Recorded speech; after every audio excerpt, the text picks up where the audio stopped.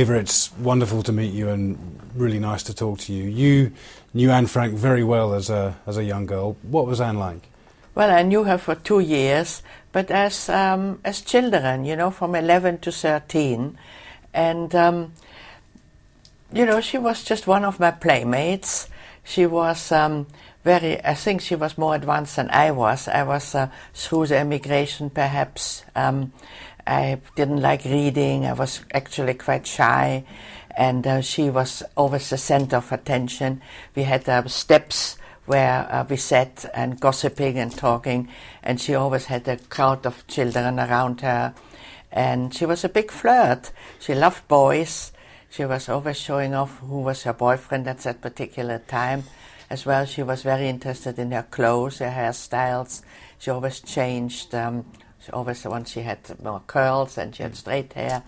And so, you know, this is the impression we had as children from each other. We know Anne now as a terrific writer. Were you aware that she had that skill? Well, I don't think with 11. She got her diary, of course, in 1942. So she obviously her father knew that she was interested in writing. And I know she told stories. And she was in a Montessori school. And she talked a lot. And they called her Mrs. Quack Quack. And very often she had to write 100 lines of, you know, I'm not going to talk so much and so on. But obviously she had a lot to tell. As a school punishment, this was Yes, that's right. These sound like happy times for two young girls, but you lived in a very difficult time. Did you talk about what was going on? No, you know, our parents really protected us. So there was no talk about the horrendous things which happened, which of course we did notice. But you try not to dwell on it. So, no, we didn't really talk about that. Only, you know, then if we couldn't get out anymore after 8 o'clock. But, you know, with 11, 12-year-old, it didn't really matter so much. But not going to the cinema, we were upset about those really banal little things which we couldn't do. But we didn't take it really that serious at that time. Can you remember the last time you saw Anne? Well, it must have been in the week before we all went into hiding.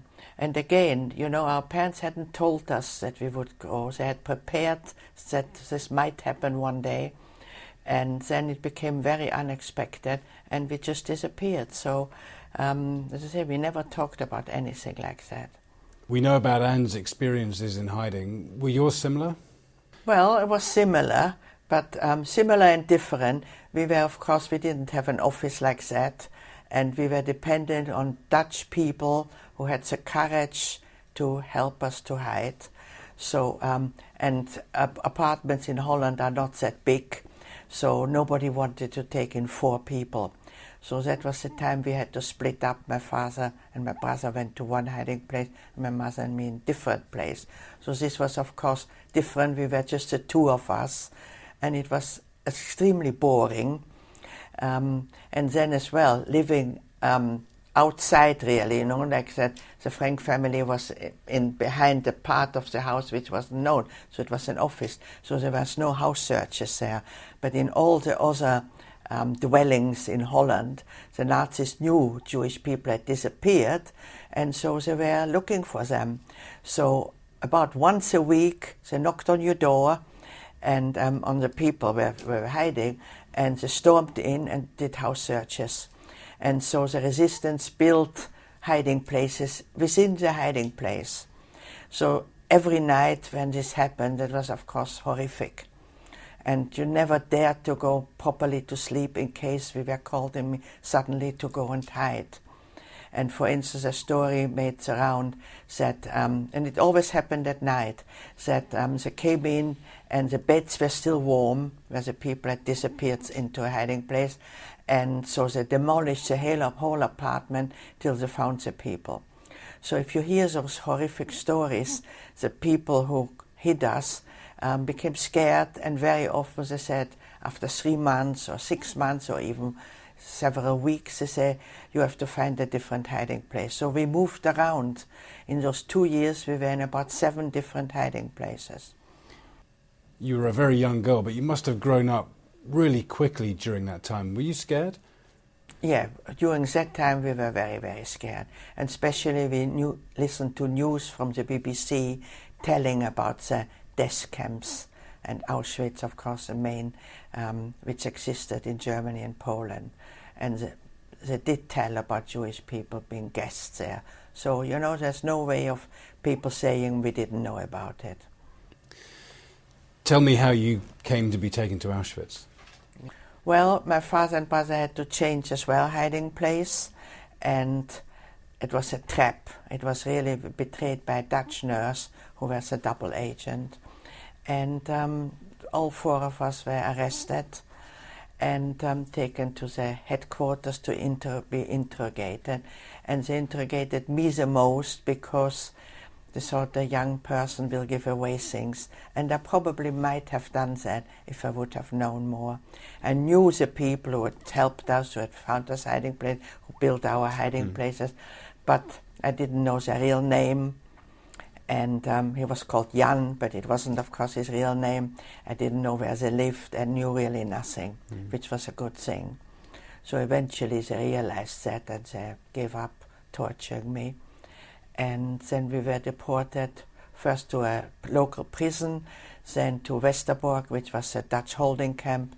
And there was a group of gypsies at the time in Westerbork, and they wanted to get rid of those. So within 2 days we were put on transport to Auschwitz. When you were on the train being transported, did you know what you were going into? Well, we were the four of us. It was the last time we were together. And my father instilled hope and courage into us. He said what is very important to keep clean, hygiene is very, very important, that you don't get terrible illnesses. He probably assumed we would be killed, but you know, you don't talk about that. So he still tried to protect you at this time. He's still trying, but he apologized, and this I found really very, very sad. He apologized for from now on he won't be able to help us. He said, I got you out of Austria to a safe place, Holland, because that's what everybody assumed. I found your hiding place. I was able to protect you for 2 years, but now I'm powerless. Did you ever see him again? As it happened, I did see him a couple of times in Auschwitz, but I never ever saw my brother again.